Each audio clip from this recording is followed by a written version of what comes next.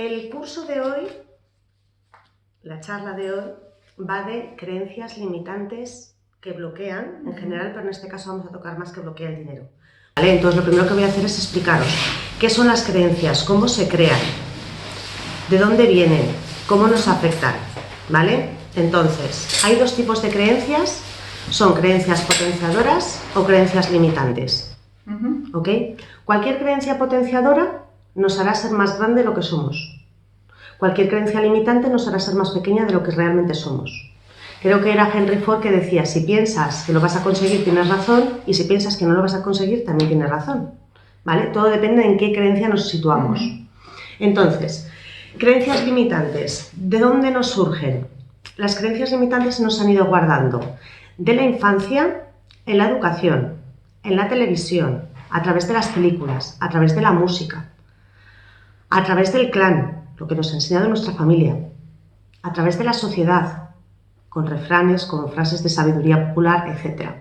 De toda esta información se nos quedan grabadas y las damos por válidas, pero realmente son inválidas y además son castrantes. O sea, sé que nos quitan completamente el poder. Saliéndonos del tema del dinero, ¿qué clase de creencia es? Más vale malo conocido que bueno por conocer. ¿Vale? Por ejemplo, son castrantes completamente. Por mal que te vaya con tu marido, aunque te pegue, aunque te mate, más vale malo conocido que bueno. Es antievolutivo. Antievolutivo. Entonces, se sobreentiende que son válidas porque lo dice la teoría popular, porque lo dicen tus papás, porque te lo dice la televisión, porque te lo dicen en el colegio, pero realmente nos están quitando un montón de potencial. Entonces, ¿por qué es importante detectar las creencias limitantes? Porque no se puede cambiar lo que no se conoce. Entonces, ni siquiera la mayoría de ellas somos conscientes de que están instauradas en nuestro subconsciente. Entonces, el primer paso sería saber que existen creencias limitantes. El segundo paso sería querer hacer algo con ellas. O sea, ¿hasta qué punto me están afectando? ¿Cómo sería yo sin estas creencias? Siendo lo mismo, sin hacer esfuerzo, ¿qué más tendría que no tengo? El tercer paso es buscarlas. El cuarto es encontrarlas. Y el quinto, como todo, es tomar la decisión es la clave de todo, de querer cambiarlas. Porque no por saber que tenemos creencias limitantes y no por haber encontrado alguna, implica que demos un paso más. Esto es como saber que fumar es malo, que te perjudica, pero de ahí a tomar la decisión de querer dejarlo, es un punto. Entonces hay mucha gente que puede saber, sí, con esto tengo yo aquí un bloqueo, pero con esto me quedo. No toma la decisión de decir, quiero cambiarlo, ¿vale? Entonces la última sería, una vez que las hemos encontrado, es tomar la decisión de que queremos cambiarlas, ¿vale? Ahora la pregunta del millón sería, ok, ¿cómo? Vale, pues hay técnicas que son sencillas. Lo único que tienen de complicado estas técnicas son que en sí son fáciles de hacer, muy fáciles, muy sencillas, pero para que funcionen hace falta disciplina y constancia. Y eso es una de las cosas más difíciles para el ser humano. Porque se le olvida, ha salido por la puerta y se le ha olvidado. ¿Vale? Entonces, en sí, las técnicas de podernos reprogramar y cambiarlas a las otras son técnicas de reprogramación muy sencillas, que sirve para reprogramar no solamente creencias limitantes, para reprogramar un montón de cosas. Pero es como una dieta. La dieta mejor del mundo, aquí la tengo, sí. Ahora, para que funcione, tienes que hacerla un mínimo de días. Por buena que sea y por fácil que sea, si no la mantienes en el tiempo, no se instaura el patrón. Entonces, lo primero que tenemos que saber, ¿cómo se crea una creencia? Una creencia se instaura en el cerebro a través de la repetición o impacto emocional. ¿Vale? Entonces, tenemos repeticiones de nuestros papás que nos han repetido hasta la saciedad. No camines descalzo, ponte las zapatillas, no arrastres los pies, las vitaminas del zumo se evaporan. Estos que nos han repetido hasta la saciedad. Que te pongas las zapatillas, que el frío entra por los pies, te pones malo, este tipo de cosas que nos dicen a todos. Y un día te descubres diciéndoselas a alguien. A mi hijo y se me parte con lo de la vitamina de la naranja. Qué antigua eres, mamá. Que sepas que lo he mirado. No tienes ni puta idea, me dice.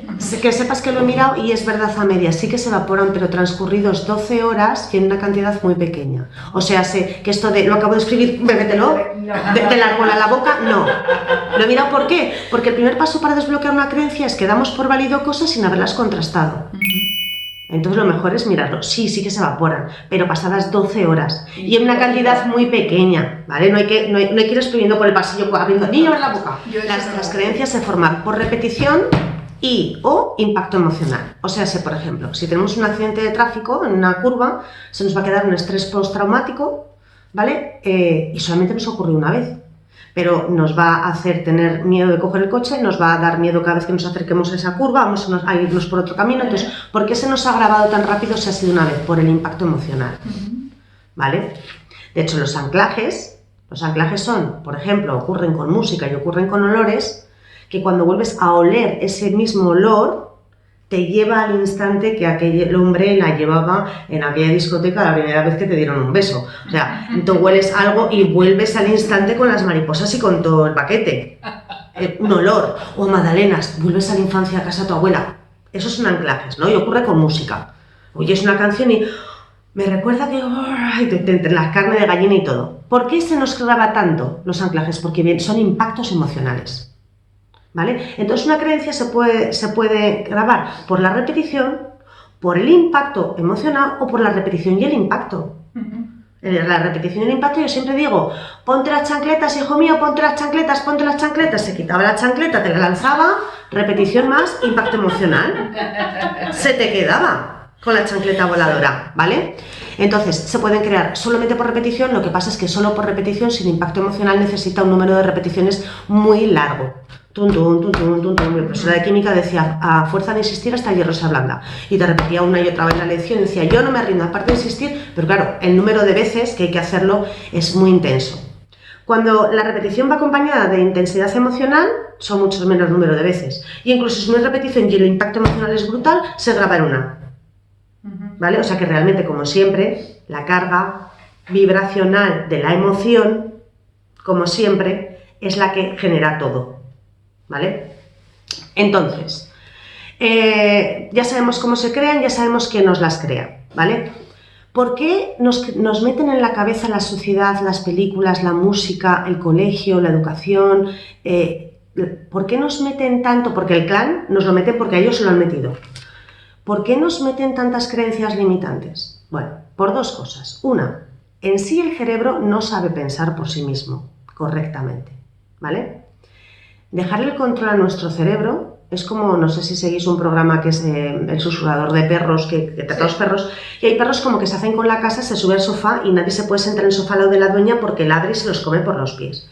Y siempre que él viene dice, es que está cogiendo una posición en la familia que no le corresponde, él tiene que hacer de perro, no de jefe. Entonces ladra, no puede venir nadie a casa, es un problema. ¿Por qué? Porque le hemos dejado un papel que no debe tener. Cuando el entrenador de perros le enseña que él es un perro, que no tiene que controlar nada, que no tiene que proteger nada, que solamente haga de perro, el perro se relaja y es mucho más feliz y entonces hace de perro, ¿vale? Pues nos pasa eso mismo con el cerebro.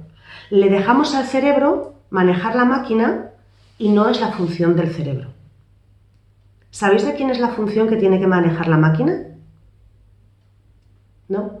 Se explica con un carruaje. Caballos, carroza, cochero y el pasajero, ¿vale? Los caballos son las emociones. ¿Qué ocurre si a una carroza que lleva un pasajero, que lleva un cochero, nadie hace nada y son los caballos los que deciden llevar el carruaje? A la deriva. A la deriva. No, como mínimo, aunque los caballos se porten bien, como mínimo, no vamos a ir donde el pasajero quiere. Como mínimo. Irá donde los caballos le dé la gana. Pero es que además están los caballos desbocados.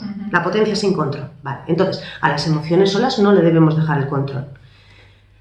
El cochero es la mente. ¿Qué es lo que ocurre si el cochero es el que lleva el control del carruaje? Él solo. Lo primero, lo mismo, no va a llevar al pasajero donde él quiere porque lleva el control y no le ha preguntado. Y segundo, dejarle toda la responsabilidad al cochero, es decirle que si un día está enfermo, tiene la responsabilidad él. Si un día viene borracho, tiene la responsabilidad él. Si un día se queda desmayado, tiene la responsabilidad nuestra. Después, la carroza sería nuestro cuerpo físico, ¿vale? La carroza por sí misma no puede ir a ningún sitio sin la coordinación del resto de los elementos, ¿vale? Entonces, si tenemos el cuerpo, tenemos la mente y tenemos las emociones, ¿quién es que va dentro de la carroza? Nosotros, pero... Nuestra esencia, nuestra alma.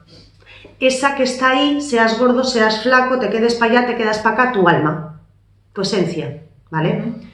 Él es el que tiene que dar las órdenes, no la mente. La mente tiene que obedecer al que está dentro de la carroza.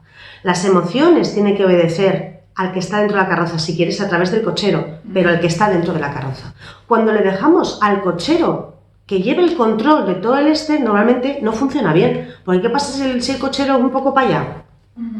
Estamos fregados, ¿vale? Entonces, la razón por la que de normal tenemos instauradas creencias limitantes, que hemos dicho que nos la crea el entorno, es por dos razones. Una, porque la mente en principio no sabe pensar bien, le hemos dado una autoridad que no tiene, ¿vale? A la mente hay que educarla, que adiestrarla, que enseñarle dónde tiene que mirar, porque toda moneda tiene dos caras, ¿vale? Y siempre estamos mirando el lado negativo. Y si tiene un lado, tiene el otro. Siempre estamos mirando lo que nos falta, no lo que tenemos. Siempre estamos mirando, ay, qué fácil lo ha conseguido esa que tiene un título, tiene familia, tiene hijos. Solamente estás mirando lo que tiene, no estás mirando lo que le ha costado tenerlo, ni qué precio está pagando por tenerlo. Entonces, no nos han enseñado a pensar. De normal la mente mira el lado que no es, y además pasa otra cosa, que hay intereses a nivel sociales de que no pensemos bien. ¿Por qué? Porque un pueblo que no piensa, un pueblo que no tiene libre pensamiento, es más fácil de controlar y de que se haga lo que quiera. De hecho, cuando el pueblo no ha estado de acuerdo con el Estado, guerras civiles, subidas de poder, derrocamientos, ¿vale? Entonces, en realidad, les viene muy bien, de siempre y desde arriba, que seamos incultos y enfermos. Ovejas. Incultos y enfermos. La primera industria del planeta no son ni las drogas ni las armas, es la farmacéutica. ¿Vale? Entonces, nos quieren incultos y enfermos, les conviene, ¿vale? Entonces, si sabemos que la mente no sabe hacer bien su trabajo, si sabemos que además es más fácil tender al lado negativo que al positivo y además al poder le interesa, tenemos la ecuación perfecta para que se desarrolle y se instaure como la forma en que hay que hacerlo. Y ya no te plantees más. Además lo corroboran con la televisión, o sea, se encargan de que no haya libre pensamiento. Vamos a poner una televisión para zombies modorros, ¿vale? Que metemos a jóvenes en una casa a ver quién se lía con quién y que venga con novia para que haya más morbo y se líe con 4. Vamos a poner, hablando de la vida de los demás, qué ha hecho, qué herencia, qué tal, para no plantearme qué pasa en mi vida, qué hago con mi vida, soy un corcho a la deriva, qué quiero, qué tengo que hacer para lo que quiero, dónde tengo que ir. Entonces, se encargan además de que estemos en modo zombie, ¿vale? Ahora, hay que plantearse lo siguiente. Si al que le interesa que seas ignorante y al que le interesa que estés deprimido, tanto médicamente como una persona con depresión, deprimida, tiene menos voluntad que una persona enérgica y sana, tenemos que entender que estamos dejando nuestra educación en manos de los que quieren eso. Así que a día de hoy, si se quiere una educación de calidad en cualquier sentido, hay que pagarla. En los colegios nos enseñan educación emocional, en los colegios nos enseña en economía lo que es inteligencia financiera. Tú acabas la carrera de económicas y no has estudiado lo que es inteligencia financiera. Entonces, si se quiere una buena educación que no vaya donde ellos quieren que vayamos, pues normalmente hay que pagar. Entonces, explicando un poco qué son las creencias limitantes y cómo nos van a afectar en nuestra vida, nos van a mantener dentro de la caja, ¿vale? Ahora lo que tenemos que hacer es empezar a detectarlas, ¿vale? Entonces, lo primero, os voy a hacer un test de prosperidad con distintas creencias limitantes para que vayáis marcando cuántos números de sí y de no tenéis, para que podamos hacer un cálculo de en qué nivel de bloqueo estáis, para aterrizar el concepto. Yo le llamo el método bailar sevillanas, que es coger los conceptos y aterrizarlos, ¿vale? ¿En relación al dinero? En relación al dinero, sí. Entonces, os voy a dar un papelito, os doy un par de bolis. Yo tengo. ¿Tienes?